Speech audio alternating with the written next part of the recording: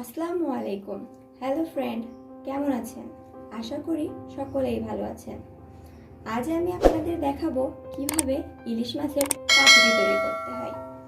এর জন্য আমি 4 পিস ইলিশ মাছ নিচ্ছি এবং 8 পিস কুমড়ার পাতা নিচ্ছি। আগে থেকে মাছগুলোকে কেটে ধুয়ে রেখেছিলাম। কুমড়ার পাতাগুলোকেও ভালোভাবে ধুয়ে রেখেছিলাম। এবার আমি একটি বাটি নিচ্ছি। বাটির মধ্যে একে একে দিয়ে দিচ্ছি 2টা পেঁয়াজ কুচি, 2টা কাঁচামরিচ চেরা, 1 চামচ পেঁয়াজ বাটা, 1 চামচ রসুন বাটা, 1 চামচ আদা বাটা,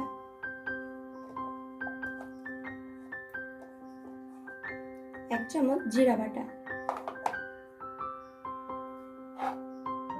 1 চামচ সরিষা বাটা, 1 চামচ পোস্ত বাটা, 1 চামচ হলুদ গুঁড়া, 1 চামচ মরিচের গুঁড়া, 1 চামচ ধনিয়া গুঁড়া, স্বাদমতো লবণ,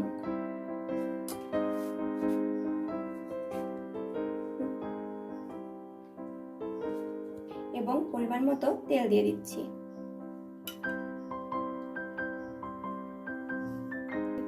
এবার মশলাগুলো ভালোভাবে মাখাতে হবে।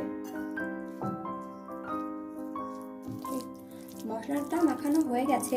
এবার মাছগুলোকে মিশ্রণের ভেতর দিয়ে ভালোভাবে মাখিয়ে নিচ্ছি।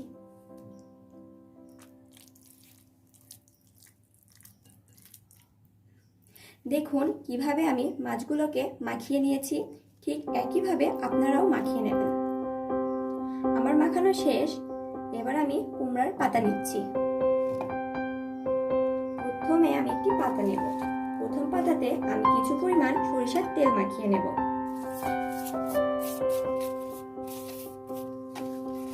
ঠিক এভাবেই তেলটাকে মাখাতে হবে। এরপর আরেকটি পাতা নেব। পাটাটিতে লবণ ছিটিয়ে নেব সামান্য পরিমাণে। এবার প্রথম পাতাটি দিয়ে আমি মাছটাকে মুড়িয়ে দেব।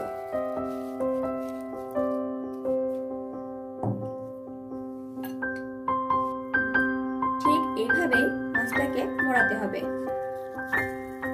আস্তে আস্তে ভালোভাবে মোড়াতে হবে যেন মাছটা ফুলে না যায়।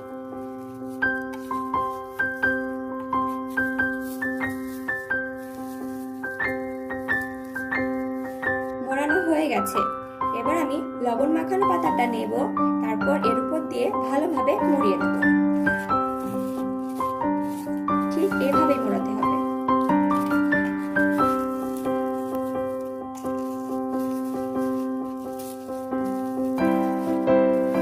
হ্যাঁ, খুব সুন্দরভাবে মোড়াতে হবে যেন ফুলে না যায়। দুটো পাতা দিয়ে মোড়ানো হয়ে গেছে। এবার আমি ভালোভাবে কেটে দেব যেন পাত্রটা ফুলে না যায়। ঠিক একইভাবে আমি সবগুলো মাছ মুড়িয়ে নিয়েছি।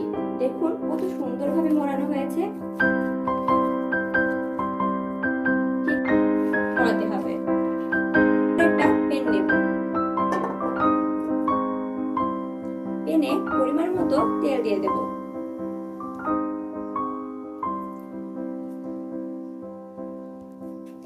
এবার তেলটাকে ভালোভাবে গরম করে নেব। তেলটা গরম হয়ে গেছে। এবার একে একে মাছগুলো ভালোভাবে ভেজে নেব। সবগুলো মাছকে একে একে ভালোভাবে ভেজে নিতে হবে। আমি এটাকে ঢেকে দেব যেন ভালোভাবে সিদ্ধ হয়ে যায়। এক পাশ ভাজা হয়ে গেছে। এবার উল্টিয়ে অন্য পাশটা ভেজে নেব।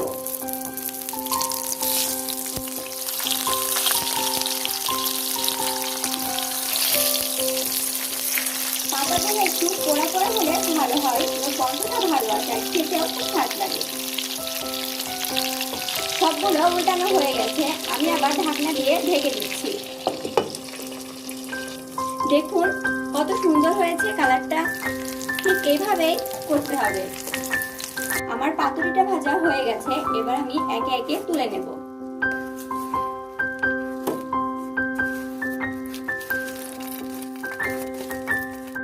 এটা গরম ভাতের সাথে খেতে খুবই ভালো লাগে। আপনারা খুব সহজেই এবং অল্প সময়ের মধ্যেই ইলিশ মাছের পাতুরি তৈরি করতে পারবেন। দেখবেন খুব অল্প সময়